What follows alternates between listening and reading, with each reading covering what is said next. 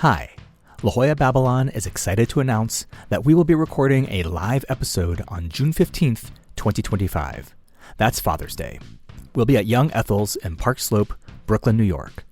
The show is at 2:30 p.m. Please RSVP by writing to lajollababylon@gmail.com. Or just show up. It's going to get super uncomfortable. And Katie and I can't wait to see you there.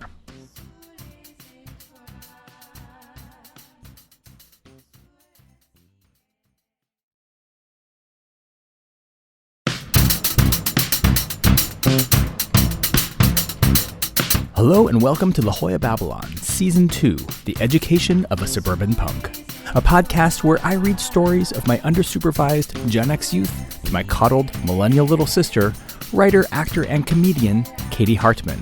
I'm your host, Aaron Hartman. And if you like what you hear, please share this podcast with someone who you think will like it too. Okay, here we go. Yeah, so Arrington's going to be coming on pretty soon. This is not like the Sadie Lulu episode where, you know... You're going to confess some real deep shit. Yeah. That being said, welcome to Season 2, Episode 10, the final episode of the season. Can you believe it? I cannot believe it. I cannot believe it. Here we are. I know. We've been swimming upstream, but somehow we got to dry land. I don't know. Sure. Yeah. Well, we've got back to where we spawned. Ew, come on. What? Yeah. Oh my God. What? No, you're right. No, you're right. I was doing this salmon thing. I wasn't expecting to spawn. Anyway, so Arrington's going to be coming on in a couple minutes. Yeah. How are you feeling about it? I feel great. I mean, you know, he and I love each other, and actually in Season 3, I talk a lot more about the band that he and I were in for like 27 years together, and sort of like the formation and also kind of how things blossom in this way. And Spawned. So, fuck, you're so good at that.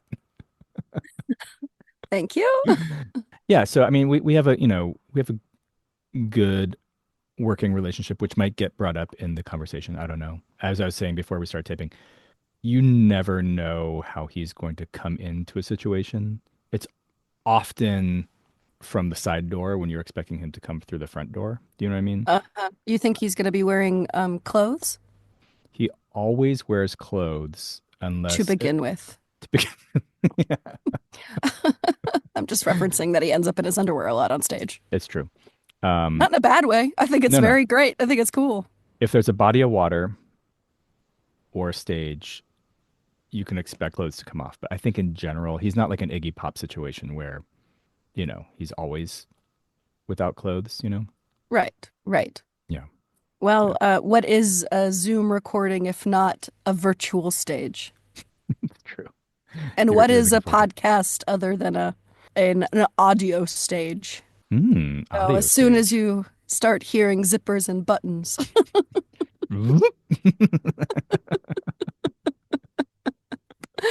Anyway, I'm excited. It's just I think it's just gonna be fun. You know, it's not it's no Lulu episode. You know, I have not been dreaming about taking shit in public this time around. So we've got that going for us. Great. Stress levels are fine. If you can remember all the way back to episodes 1 and 2. Yeah, you were very nervous. I was nervous, yeah, but I'm excited to talk to him. You know, he and I haven't actually talked that much in the last year or two. You know, because we did a fairly brutal European tour. It was kind of like a reunion tour. Okay, I'll get Arrington on the line, and then we will jump back in. Fantastic. Okay. Bye.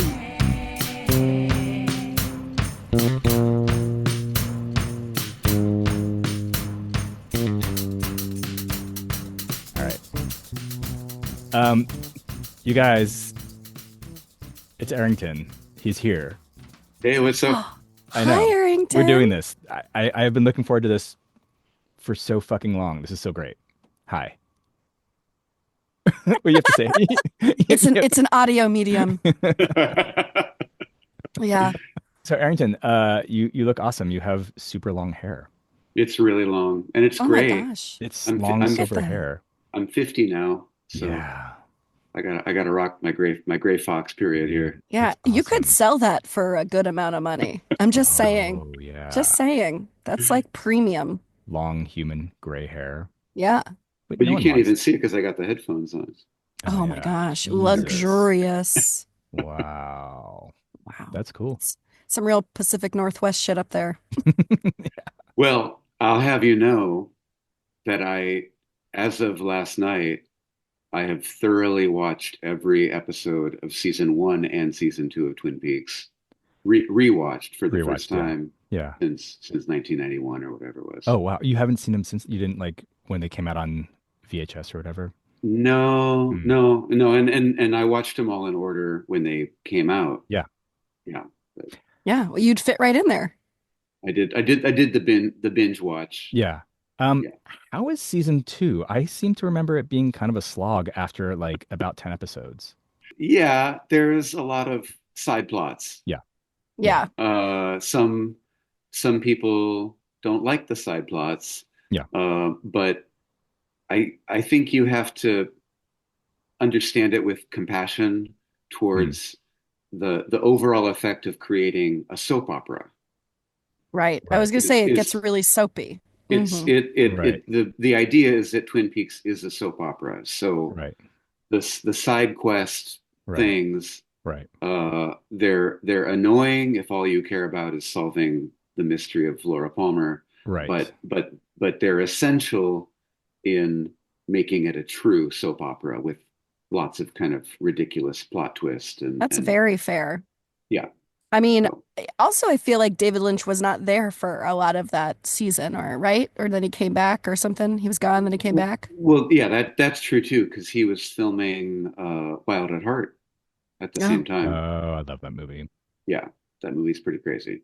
Yeah. Yeah. So I guess if you can forgive the soapiness, you get the wild at heart. Right. And that's balance. That's balance. Which is what David Lynch was all about. Was finding that balance. Yeah. Very much so. He didn't like to take things too far. Yeah, no, definitely not. Okay. So should we talk about what's like why we brought Arrington onto our little family podcast? Yeah, you say we, but it's Yeah, on you, baby. Yeah. yeah, what are we doing here? Yeah. Aaron wants What to do you profess want? his love to you. Yeah, yeah. So this episode, the character Adam, who's based on me, is now squarely at Evergreen, living in Olympia, has moved from San Diego, and is sort of like assessing what his social life is going to be. And so he comes across a group of people that he had been trying to avoid. And Arrington, I change everyone's name. So the way this works is, I'm going to send you guys a link to listen to on your own, and then when Uh-huh. you're done, you'll text me and we'll jump back onto the Zoom, right? And Okay. we'll do this again.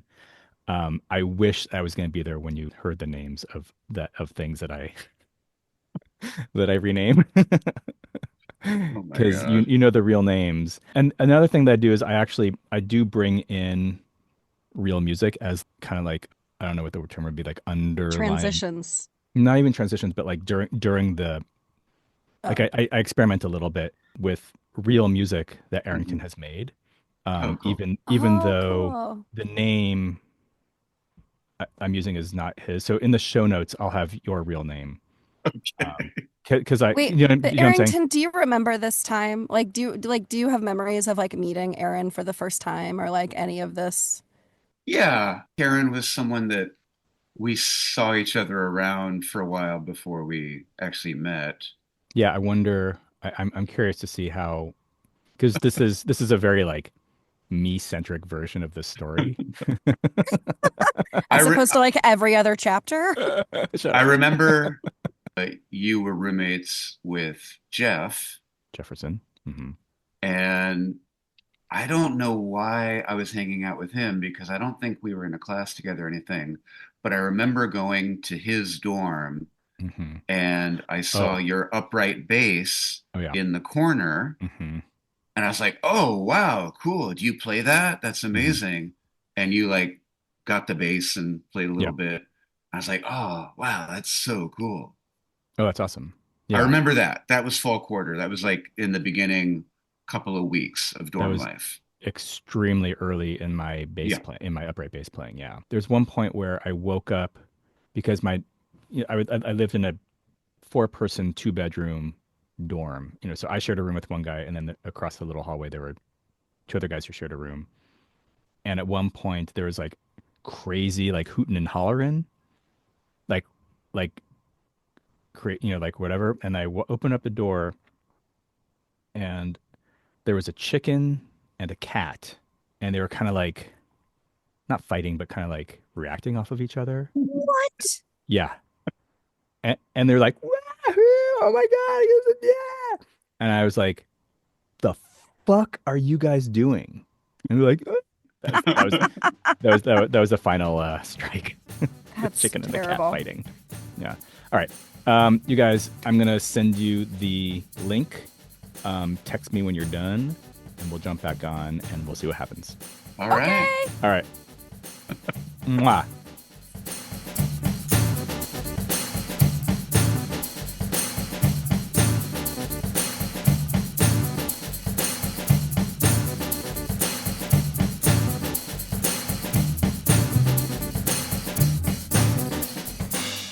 The Delightful Calvary. There was a group of people I did everything I could to avoid. They were everything I wanted to not be associated with.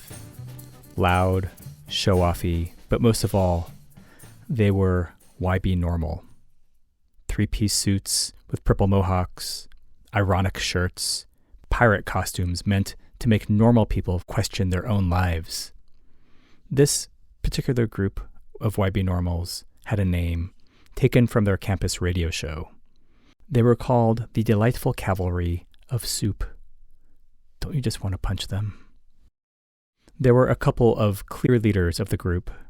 One went by Fishtack Smoochenstein. The other went by Addington DeBacca. They were able to grow and cut and dye and decorate their hair with a speed that seemed to defy nature. They had stolen keys to every building on campus, including the iconic clock tower, and built studios, labs, and a library deep in the bowels of our school. The Delightful Calvary were easy to avoid. They made so much noise you could just walk around them. But then I met a girl, and she was one of them. Diane and I took fencing together and talked about our similar reasons for learning to sword fight. We ran into each other near the back parking lot. Hi. Hi. Hey, thanks for taking the kids last weekend. I really needed a break. Yeah, no, I was happy to. After everything I put you through, it was the least I could do. Hey man, despite everything I told the judge, you're a good guy. A little late, don't you think? You ruined my life. Did you know my car got towed? Where the fuck am I going to sleep now? Well, you should have thought of that before boffing your secretary. Boffing? I'm sorry. Canoodling. Is that better? Much. Listen. No, you listen. She dug through her bag and took out her headphones, placed them over my ears, and pressed play. The craziest song I'd ever heard. What is this? I love it. It's Addington DeBacca. There is an earthquake coming to town. Railroads and highways and bridges will split, sinking and killing people. Come crashing down, but we won't be harmed. Addington was the son of 2 ministers in Walla Walla, Washington. He was 17 and married to his childhood babysitter, who was pregnant. His music sounded like nothing I'd ever heard. A toy piano, disco drums, terrible saxophones, and a voice that went from squeaky and cartoonish to huge, monstrous throat singing within a breath. Glaciers will melt and turn into mud and flow into town, but we'll be okay. We live on a hill. The quaking of the earth and the eruption of... What's more, I could not imagine how the music was made. The instruments felt like they were coming out of the speakers, tapping on my eardrums directly. It was not entirely pleasant. Everyone I know except for a few friends will be dead. The songs went on too long, and every instrument played the entire length of every song. But it was sexy somehow. Diane invited me to her 19th birthday party. It was Truth or Dare themed. Fishstack, despite the fact that this is not how Truth or Dare usually works, asked all the questions and made up all the dares. He had a masterful command over a room. The dares were scary. The truths were brutal. Knowing Toby was a compulsive people-pleaser, Fishstack compelled him to tell a story where he disappointed someone. Toby broke into shuddering tears. He dared Belle to strip and run around the room. Belle was overweight and self-conscious, but complied obediently, crying the whole time. He dared Addington to express milk from his wife's boob and drink it. Addington moved to do so, but was fiercely shut down by the boob's owner. It was my turn, and Fishstack dared me to kiss Diane. For whatever reason, I had a cassette in my pocket which happened to be cued to the song Falling in Love on the Johnny Hartman and John Coltrane album. I slipped it into the nearest boombox, and at the chorus, I stepped up to Diane, moved her hair back a little, and we kissed deeply. Wow, that was really a kiss. Like a real one. Like you guys both wanted to kiss each other or something. Fishstack was standing close now. Do it again. I could use some pointers.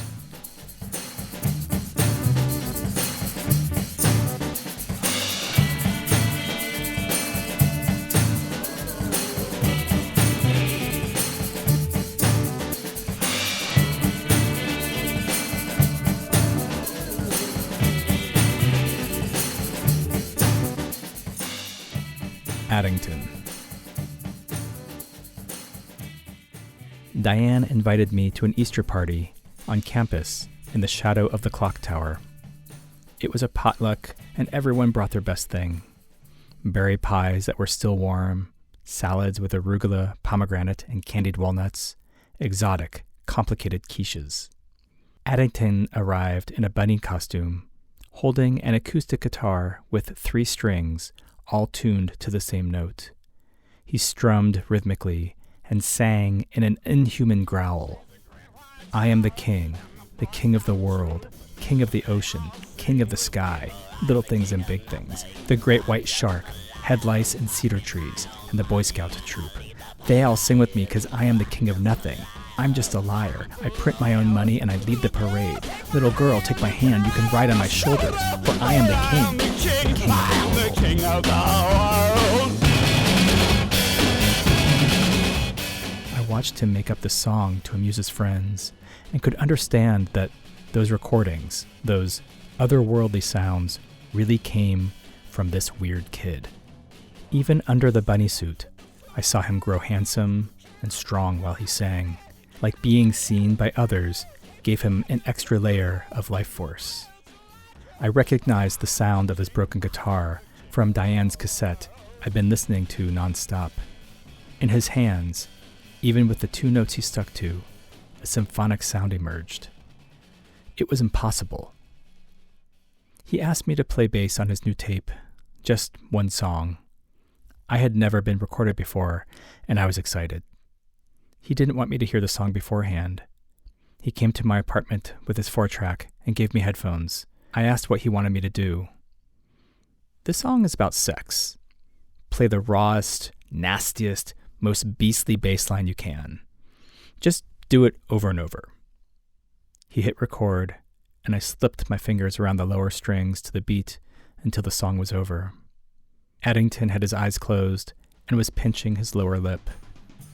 I was dripping sweat. Like that? I can do something else. Nope, that was perfect. Do you want to start a band with me? I've never played with anyone before. You basically read my mind and did exactly what I wanted you to do. I think it could be magic.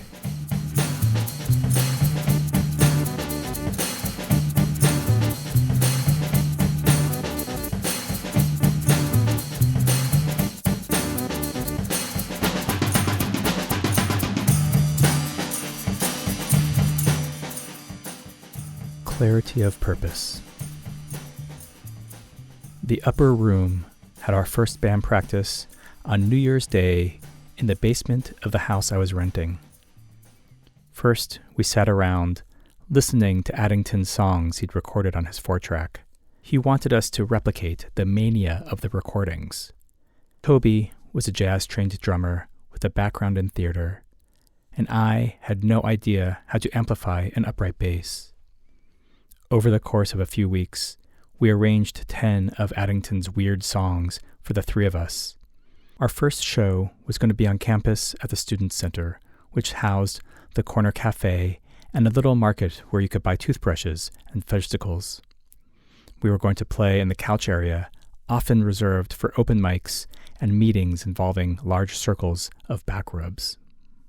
The upper room set up our stuff and waited to be told it was time to play. I wore a button-down shirt tucked in. I grabbed my bass and stood next to Toby, who was stretching by doing some impressive yoga. Addington took the mic and throat sang something improvised about being a mean old daddy catfish. And as soon as his breath ran out, Toby and I hit the first note together, starting a string of songs that managed to rile up the 30 or so students into dancing big, weird movements resembling trees. My wrists and forearms burned, and I noticed my knees were clutching the bass, and I had been slamming my pelvis into the curve of the side of my instrument. By our last song, which was about everything breaking, my car is broken, I have to take the bus, my saxophone is broken, I need a new reed, the wild horse is broken, now anyone can ride, everything is broken. The tips of my fingers on my right hand had lost the first several layers of skin and had turned a deep, horrible purple black. We moved our stuff off stage, such as it was, and stepped outside into the rain. Addington grabbed me in a bear hug and said, "I love you, Adam." It took a few minutes to calm down. Once I was able to catch my breath and drink some water, I started feeling the pain. I could practically see my heartbeat in the tips of my torn-up fingers. I had a burning sensation running up and down my left arm. There was an indentation formed deep into 4 of my fingers on my left hand in the shape of the strings. My inner thighs also ached from gripping and banging into the bass. I would find the bruises a few days later. I looked around the room for people to celebrate me as a newly minted rock star. But the band from Canada had already started, and everyone had moved on.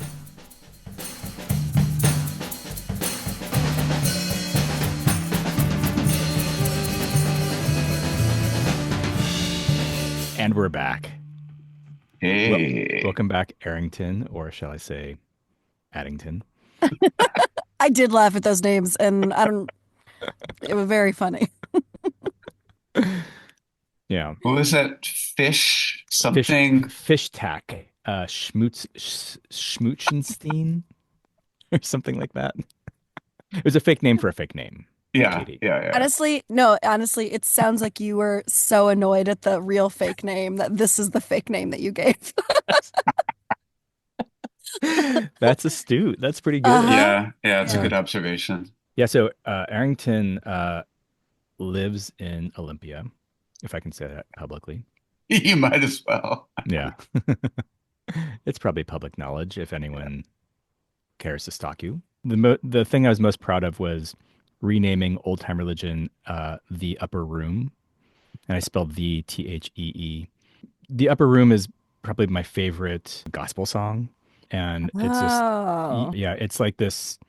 Well, the version that I have is Mahalia Jackson, and it's just like it just keeps going up and up and up and up and up in this way that is just it's transcendent. Do you know what I mean? Wait, Arrington, did you know that? Did you was that reference clear to you? Oh yeah, of course. Okay, very good, very good. Yeah. Glad. Okay, I don't know anything, so.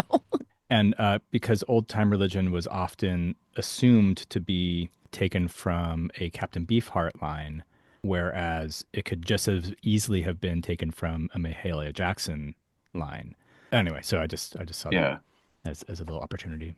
That party sounds insane, And just another way that I feel like I went to also a weird liberal arts college, but just didn't find myself at parties where everyone was crying. I mean, do you remember that birthday Yes, party? yes, I remember it very well. There were some very intense dares. Yeah. I feel like the tell us about a time that you disappointed someone, Oh yeah. and I feel like it was like it turned into like a self-loathing. It was just I feel like it got dark. Um, Yeah. It was a very honest response. yeah, It yeah. was about like he had a friend in high school Hmm. who, maybe came from a family, like maybe they were like a little bit lower income. And, it was a time in high school where you had to kind of have like the right genes. And Mm-hmm. this kid came to school with like jeans that were like really like not the cool brand of jeans. And Toby participated in the ostracism of this other kid because they wore clothes that weren't very cool. Oh God. And it was Oh, someone that he was friends with them up until a certain point. oh, that's I love that you And remember this, like I this remember exact, it. like Oh it yeah. clearly made an impact. Oh yeah. Yeah, it was dark, but yeah, it was honest, It was yeah. like there were always kids in high school that it's just like oh, are you friends with them, like what, like Right. that kind of, I mean, like I was that kid in high school, like people talked about me but they didn't talk to me directly very often. You don't say. Arrington, how was it listening to that? Listening to both Aaron's writing and him doling out this story. I think the writing is very kind and very Mm, loving. mm, uh I kind of expected you to be a little more like brutal somehow. mm. I mean, I'm not sure about what in particular, but So did you come into this a little bit nervous, like, oh shit, how's he gonna, what's his take gonna be on this? I was expecting to be roasted a little more. I'm gonna pause right now because there's some kids on the other side of the store. I'm gonna tell them to shut up. Hold on.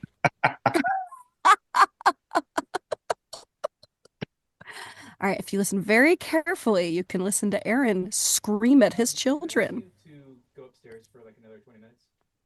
Now, kids, you can play in any room of the house Yeah, except for the room right next to the room that I'm in. yeah, yeah. I love you, but you need to move.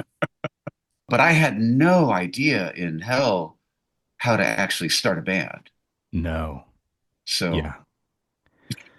Well, yeah. I mean, because the idea was to take Arrington's crazy songs and figure out how a three-person band could do them live. And yeah. so that was actually the most fun was translating his multi-tracked solo project. We would spend hours, because the Yeah. songs were pretty simple as kind of written on paper. Not that anyone had wrote anything on paper, but like, and sometimes you would switch out and play bass clarinet instead of like the guitar part on bass clarinet or whatever. Like Yeah. for a while, I think we like didn't do the same song the same way twice. I mean, we were kind of one of those Yeah. bands for a while. Yeah. Yeah. And I remember like kind of trying to get you to like, oh, just play the exact same thing, but play it on bass. Hmm. But then that's not really how bass lines work. Like what is a bass line? Why is a bass line different than a guitar line? Like Yeah. I I don't. mean, kind of same here, you know. I mean, I mean, it's funny because that those early couple years on that in that band was not just how we, yeah, it was like how we learned to be in a band, but also how to play our instruments, not correctly, but like because I get mistaken as like a jazz bassist because I play upright bass and because You wear cool pork pie hats. There goes yeah, that jazz bassist. because my wingtip shoes. There were some kind of like walking bass parts and stuff like that in Old Time, but it was all bullshit. It was all like random notes. Like, I did not know what I was doing, but it worked for the band. You Yeah. know what I mean? Everything I did worked great for this band. Yeah, and I had sort of maybe a little bit fooled myself into thinking that I was also a better bass player than I was because I'm like, oh yeah, everything I do just totally works. You know what I mean? Well, I think what it comes right down to is really it's like a permission thing. Yeah. We were all really young. Hmm. We wanted to be appreciated and liked by our peers. Mm-hmm. So our audience was our peers. We weren't, there was no like fan base beyond our friends. Right. So like our friends are gonna love, they're gonna love us no matter what we do. They kind of don't care. Like if we play something that everyone can dance to and go crazy to, they're gonna love it. So the permission from the audience is this kind of implicit thing that like, oh, you can't really do anything wrong. I don't know, like I think I had this idea of, well, like what do we need to do to make this legit? Where's the invisible line that we cross between playing fake jazz and playing real jazz? Like would somebody who really Hmm. knows about music hear us Uh, and understand that we're trying to speak the same language they speak, but we don't know all the vocabulary yet, you know? Interesting. Yeah. I didn't know that was part of your thinking in that. I think the word permission is so interesting in terms of you guys being so young and not having at that time, it seems like any sort of mentorship, and so you just had to sort of figure it out on your own.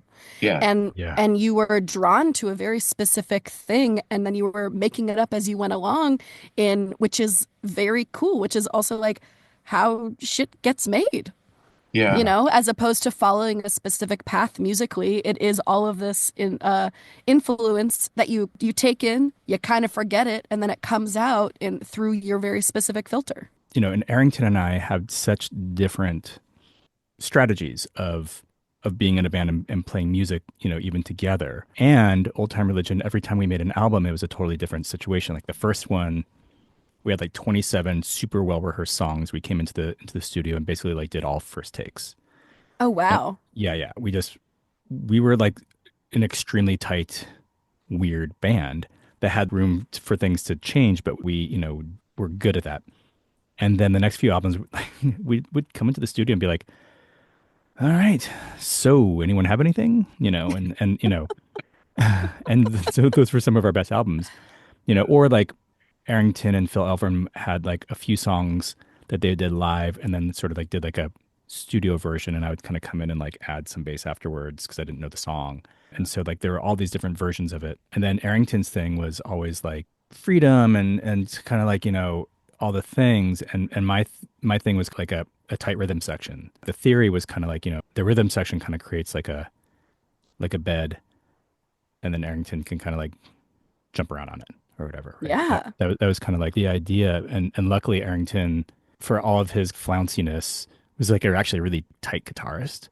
Like Yeah. his riffs land, right? And like, Mm. when there was like a stop time and we come back in, he was always there. And even if he was like behind the drums, half naked, mostly naked, he was it was like it was weird. Yeah, but that's a That's really really funny. strong foundation, right? So you Oh, each bring totally. in the Yeah. talents that you have. Yeah. Yeah. What was the first show that I saw of yours, Aaron? The I know first Bryce one? was playing the drums. It was like an Oh, 11 Were you o'clock. at It was like that show midnight. in Seattle? yes, Yeah. she was. Yeah. It was just you Yeah. guys. It was Yeah. you. Was it just It us? was you, Yeah. Ben, Dad, and your Yeah. mom. And it was some upstairs venue. It wasn't even a venue. It was like some like It's like a warehouse place. I definitely remember being on a couch. Yeah. and there's actually a photograph. Bryce was wearing a dress. Yeah, I And remember that. He was wearing a prom dress. yeah, and there was probably like a good 30 feet between you guys and us and Yeah. nobody else.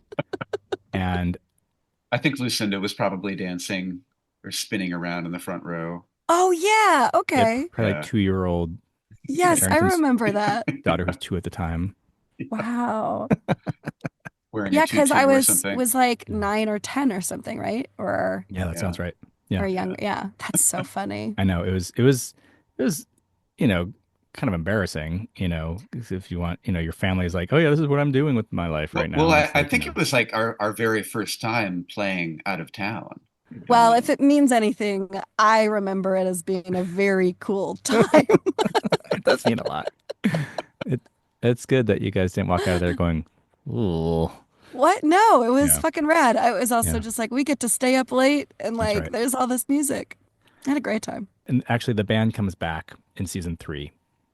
There's Oh. there's a lot more music stuff that happens in season 3. Oh, wow. So this Okay. is not the only mention of Old Time Relijun. Yeah. Okay. Okay. Or should I say the Upper Room? Yeah. So how far do your stories go? Great question. I would also like to know this answer. Or maybe it's not to be revealed yet. Yeah, I don't know how much I'm going to reveal about the trajectory, Yeah. but pretty close to modern times. Oh, Oh, wow. okay. All right. Okay. I thought the whole thing was okay. Anyway, so it's not just like early youth, teenage years. Yeah, I think I'm gonna do a couple like kind of mini episodes with Katie of like little kind of one-off things, about like just like fucked up things that happen that don't really. Wait, does Arrington know about the porn thing? Without saying too much, Arrington, do you know about the Oh porn yeah, that I made? I'm not supposed to know too much. Yeah. Oh, okay. No, I know Okay. about it. I never saw it. Yeah. Okay. Yeah. We'll just because this is because Katie and I are going to do a live episode of La Jolla Babylon in New York on Father's Day 2025. Oh, Yeah, and Okay. the episode is going to be about we'll just call it the porn episode. Oh, Wow. cool. Ugh, great. Wonderful. So what I also realize is that when I tell Katie, I just realized this. Katie, when I said, "Did you know that I made a porn in college?" Do you think I'm in it? Well, unclear. You're the wrote it? filmmaker. You directed it? We'll just just realize you have no idea. Yeah. And I guess all No, will be revealed. it's very open-ended. Okay, great. Cool. Now I have to wait many months to find out the answer. Honestly, could wait longer. Yeah, well, it's going to be in front of other people, so it'll be easy. Yeah. Sure. Yeah. I can't wait for us to both turn beet red at the same time Yeah, that's right. in Come on. stereo. Yeah, Do you still have it anywhere? I mean, it never got transferred to video. It's just like a 8mm or 16mm film or something. Oh, 16. You give me too much credit. Do you have it? Yes. Because, Ooh. I have a friend who transfers shit. So, Well, I shot a bunch of it in color, and because the only place to get color film developed was in Texas, I told them what was on it, and they said, "We won't ship it back because transporting pornography is illegal in Texas." So I have a bunch of color film that never got developed.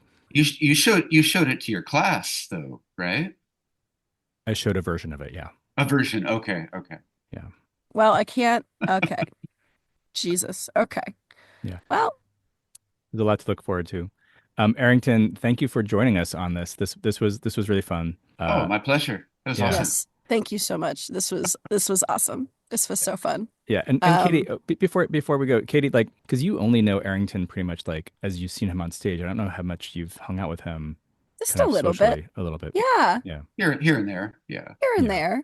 Like I feel like whenever he's brought up, you're always like he's like, oh, he's like this guy who's just like constantly getting naked and all this, like or whatever. Well, that's the context that I know him best. Yeah, that's true.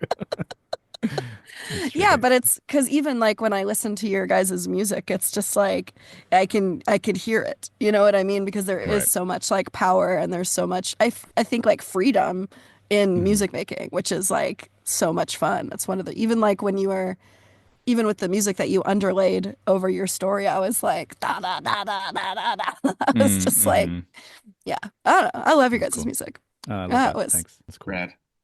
Well, Arrington, Katie and I always sign off by saying we love each other. I love you And I both very much. I love you so much. Oh, I love Yeah. you. Great seeing you guys. Yeah. Okay. Yeah. Mwah. Bye. Bye. See you soon. Brother don't you know Krakatoa,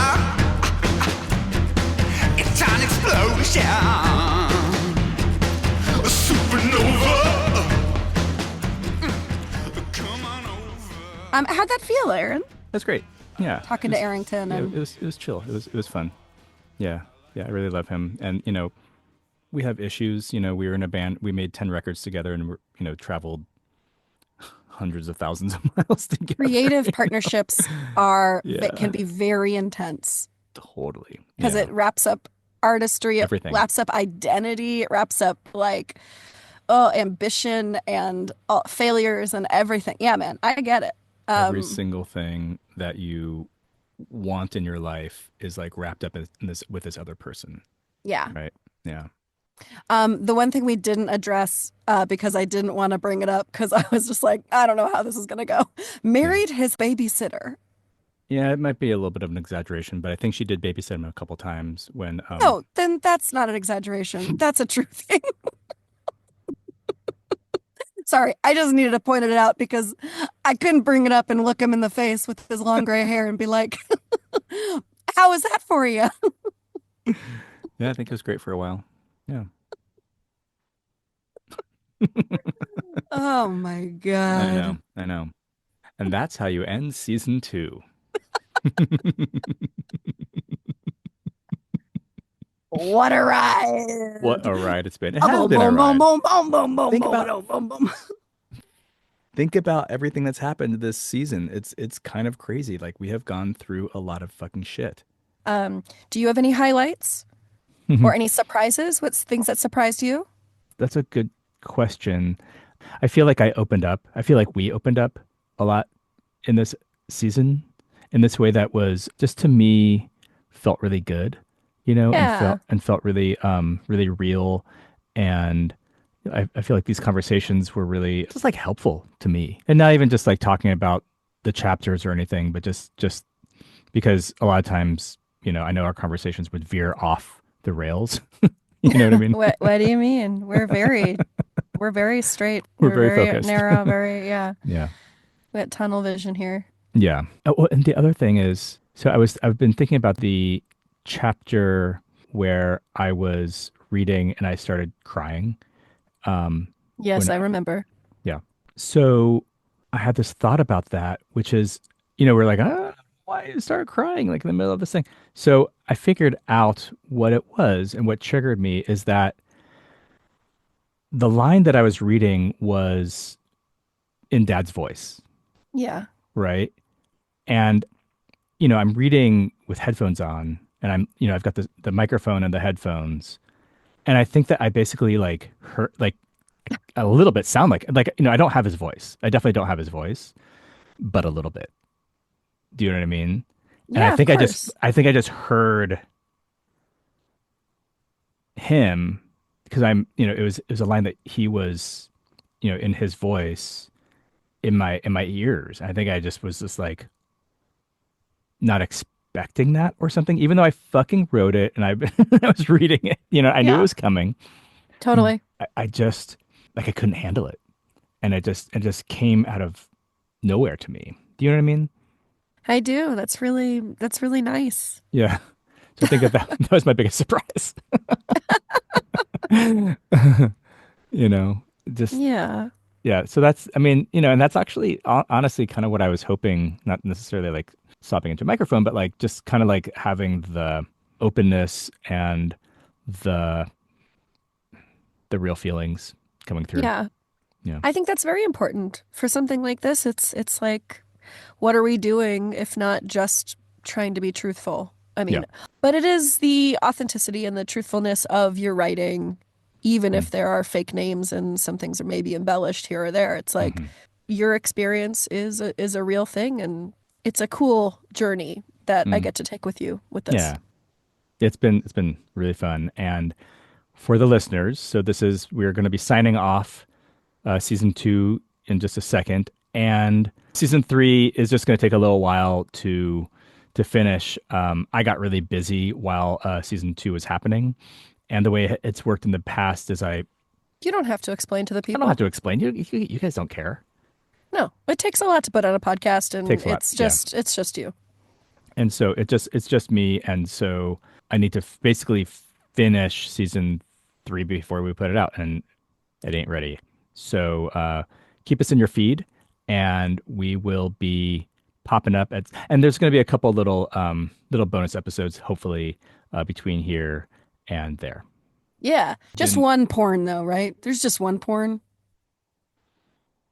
Oh, God. Too big of a pause. Well, too long of a pause. No, porn does not. Don't answer it then. Take a role in season 3 at all. Okay, great. Except. Oh my God. So we're going to do a live show in New York City. Everyone is invited. We'll make sure that the details are out, but it's going to be Father's Day. What's the place called again?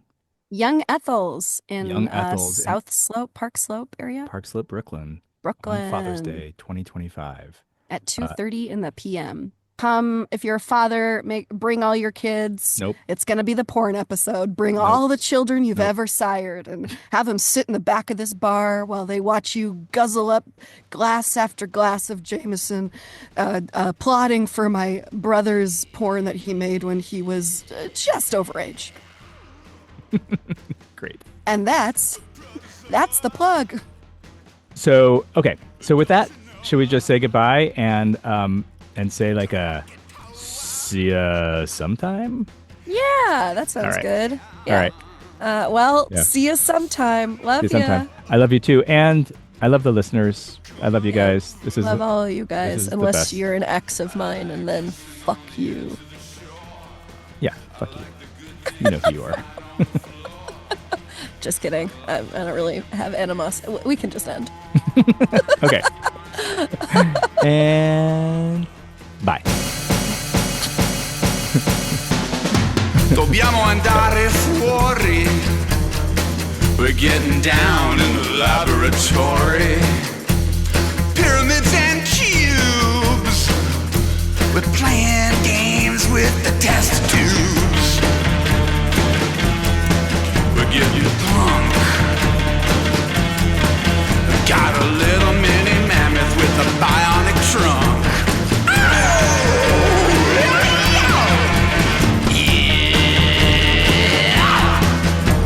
Little mini mammoth with a bionic trunk.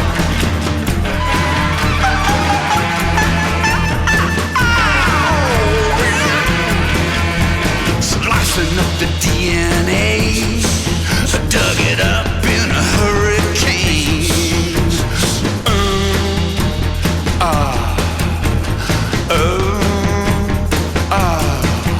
From a bucket of bones, we suck the marrow. We make a brain. From the age of the pharaoh to the mescalero.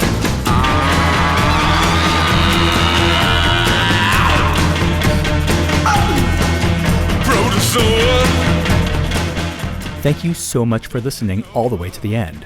We'd love to hear from you. You can find us on Instagram, or you can send us an old-timey email at lajoyababylon@gmail.com.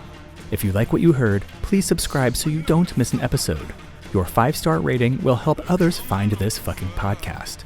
Please check out the show notes for links to Katie's comedy, the music you heard, and a complete transcript of the show. La Jolla Babylon Season 2, The Education of a Suburban Punk, was written, produced, and edited by Aaron Hartman, with music by Aaron Hartman, co-piloted by Katie Hartman.